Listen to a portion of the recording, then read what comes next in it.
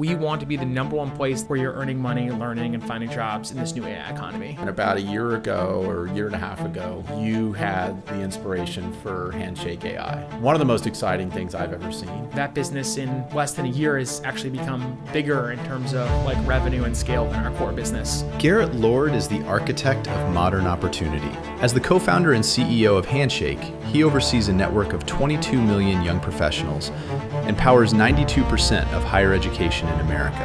While the world debates if AI will take our jobs, Garrett has built the infrastructure ensuring it doesn't. All right, well, Garrett, thanks for doing this. Of Great course. to see you. Excited to be here. I thought a fun place to start would be sort of the origins of Handshake. Well, I started Handshake out of like a personal place and a problem that I had when I was in Michigan. I went to community college for 2 years, paid my way through school, and then transferred up to a state school called Michigan Tech, as you know. And it was there that I had 2 internships that changed my life. One was at Los Alamos National Labs, and the other one was at Palantir. And I was really kind of frustrated and fixated on this problem of like, why is it that depending on kind of what your parents do or what school you go to, there's just such radically different access to opportunities and information. And so started Handshake, a little over 10 years ago with the real dream of trying to make it easier for students like myself to navigate from college to career and chase their dream jobs. We had a contrarian idea, and that was that we were going to work with higher education directly and help their students find internships and jobs. And people had never seen a higher education company grow as quickly as Handshake. I mean, we grew faster into higher education than any company has in history. Fast forward to today, we're the number one place that young people in America turn to find internships and jobs. And there's 1 million companies who use the network. There's 22 million students and young professionals. We power about 92% of higher education. So it's about 1,600 universities and community colleges, and feel really proud of the impact we're making on millions of people's lives. You go through those early days, you're raising money from, friends, family, doctors, whoever, you're signing your first customers. Then you go and you raise a Series A with KP, which is right about the time that we met. And I remember you telling me, hey, this is the plan. You had this huge vision. You said, hey, LinkedIn exists, but it doesn't really address college students. And we're creating a modern version of career services for the schools. And then we're going to create a great pipeline for employers who want to hire all these amazing kids from schools other than the ones they traditionally recruit at, the top, 10 or Ivy League or whatever. And I remember you telling me that. And I left and thought, wow, that is a very big vision for a company that today, I don't know how many schools you guys had at the time. It wasn't a ton. It might have been the first 60. Yeah. Recruiting on campus required this immense kind of brand building, boots on the ground, guerrilla marketing exercise, unless you're anything other than the biggest companies in the world that students find attractive. And so not only was it, you had to fly out there, bring a couple of recruiters, then you're hosting an info session where you have no ability to actually drive student awareness. There's 200 other companies on campus. It's just a definition of the most antiquated, non-tech driven, non-analytical, expensive process. And then what do companies care about? They care about the quality of hire and really the cost to make that hire.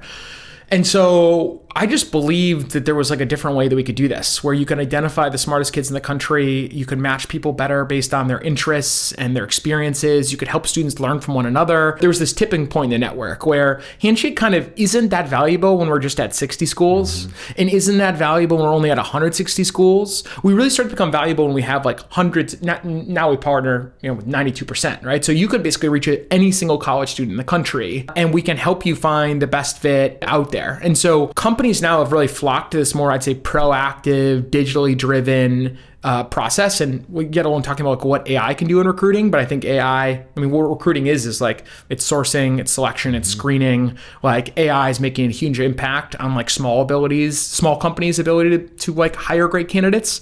But yeah, the network really started to tip when we were at about 450 schools. Then we turned on monetization. Companies use Handshake for free, so there's a free product and a paid product. You can still get a ton of value out of the free product, but if you want some of these premium features that help you more intelligently connect with the best students, you have to pay for the product. And so, I bought a sport coat from Men's Warehouse and flew to New York. I was told to go do enterprise sales.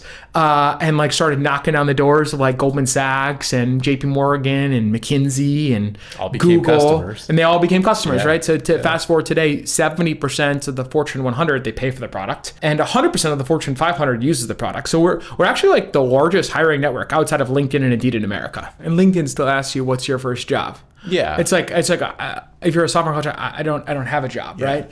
If you just took the backdrop up until 2021, the company had been like doubling in revenue every single year, right? Doubling in headcount every single year.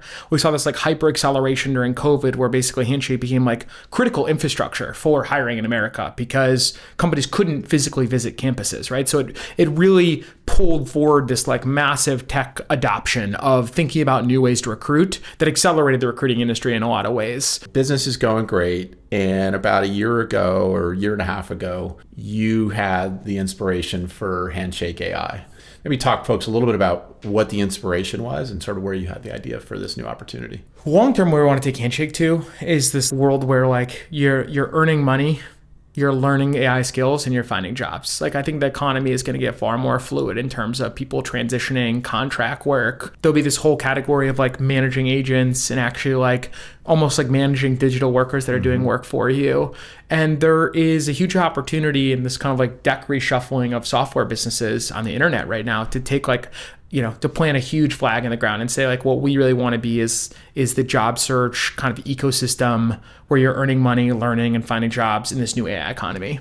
And that pillar we really saw take bear with like a lot of the frontier model companies that are reaching out to us, trying to work with us to try to find talented PhDs, master's students, and bachelor students. Because you've got 22 million of them on the Handshake platform. Correct, yeah. and they were coming to us trying to work on projects that really help make the frontier of their AI models better. That business in less than a year has actually become bigger in terms of like revenue and scale than our core business. We've seen just incredible growth. Talk to a little bit about what is that space? Like why does that space exist? Why is it important? You have algorithms and then you have data. And data is really what fuels the modern large language model, right? So you have, on the data side, you have like a pre-training. Pre-training is basically a scrape of kind of the entire corpus of the internet, every document that exists, every video that exists on the internet. That's on the pre-training side. And then you have what's called post-training. And post-training is helping, build advanced capabilities across every area of interest that matters for the labs, right? So what that looks like is, model builders want to be better at personal finance. They want to be better at shopping. They want to be better at travel and flights, right? They want to be great at STEM domains. Like if you think about accelerating science and like drug discovery, right? They want to be great at ground truth knowledge in physics and biology and chemistry and mathematics. They really dream of building like interdisciplinary breakthroughs at the intersection of science, even take like material science. And then on the professional side, you obviously see like, they really dream of building like professional co-pilots, right? So you see that is most clear to folks when they're interacting with like Quad Code, right? Or Cursor. But that is the first true like co-pilot companion AI product that is absolutely exploding right now. And it's kind of, I'd say, arguably like reinvented the job of a software engineer, especially over the last 6 months. And so if you think about this aspiration of professionals, like we have lawyers and doctors and investment bankers and accountants and wealth managers and folks in oil and gas manufacturing. Like we are working across hundreds of different categories of real professional work to help model builders improve the state of the art of what their models can do with professionals, with scientists, and with kind of generalist and consumer use cases. For as long as humans are smarter than models, humans will be needed to train models.